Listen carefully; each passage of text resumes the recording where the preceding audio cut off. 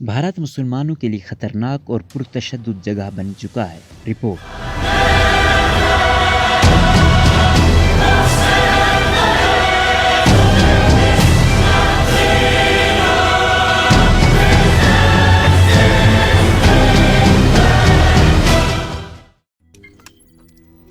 روزنامہ قدرت کی ویڈیو دیکھنے کے لیے ابھی یوٹیوب چینل پر سبسکرائب کریں اور بیل آئیکن پر بھی کلک کریں۔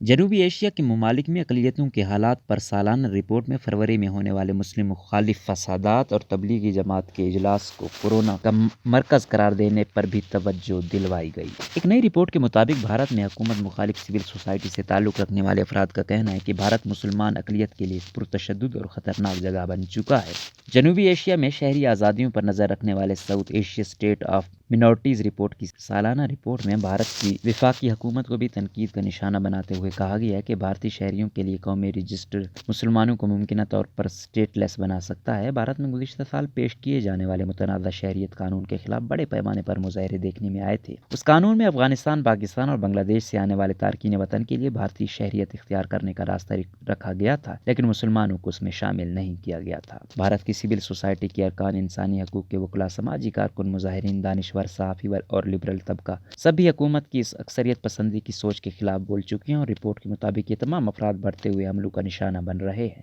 رپورٹ کا کہنا ہے کہ بھارت میں انسانی حقوق کے لیے کام کرنے والوں کو ریاستی اداروں اور ان کے اتحادی نظریاتی گروہوں کی جانب سے دھمکیوں اور تشدد کا سامنا کرنا پڑ رہا ہے۔ 349 صفحات کی اس رپورٹ میں یہ بھی کہا گیا ہے کہ فارن کنٹریبیوشن ایکٹ، جو بیرونی عطیات کی ریگولیشن کرتا ہے، کو ترقی پسند اقلیتی NGOs کے خلاف ہتھیار کے طور پر استعمال کیا جا رہا ہے۔ رپورٹ میں کہا گیا کہ بھارت میں ٹیلی ویژن پر سینسرشپ کے کئی واقعات پیش آ چکے ہیں اور حکومت پر تنقید کرنے والے چینلز کو بند کیا جا چکا ہے۔ رپورٹ میں فروری میں ہونے والے مسلم مخالف فسادات کی جانب سے بھی توجہ مبذول کرائی گئی ہے، جو شہریت قوانین کے خلاف مظاہروں کے بعد ہوئے، جبکہ مارچ میں کورونا وائرس کی وبا کی ابتدائی دنوں میں پھیلائی جانے والی نفرت پر بھی توجہ دلوائی گئی ہے۔ جب دلی میں ہونے والی تبلیغی جماعت کا اجتماع کورونا وائرس پھیلانے کی وجہ بنا، رواں سال اپریل میں بھارت نے اس مدرسے کے سربراہ پر کورونا کی وبا کو بڑھاوا دینے کے نام پر اجتماع منعقد کرنے پر قتل کا مقدمہ درج کیا۔ یہ رپورٹ دی ساؤتھ ایشیا کلیکٹیو نے مرتب کی ہے، جبکہ اس کو یورپی یونین اور نارویجین ایجنسی فار ڈیولپمنٹ یعنی نوراد کی مالی معاونت حاصل تھی۔ رپورٹ میں باقی جنوبی ایشیا ممالک میں بھی اس قسم کے مسائل کی نشاندہی کی گئی، جہاں حکومتوں کی جانب سے آزادی اظہار رائے کے حقوق کو قانون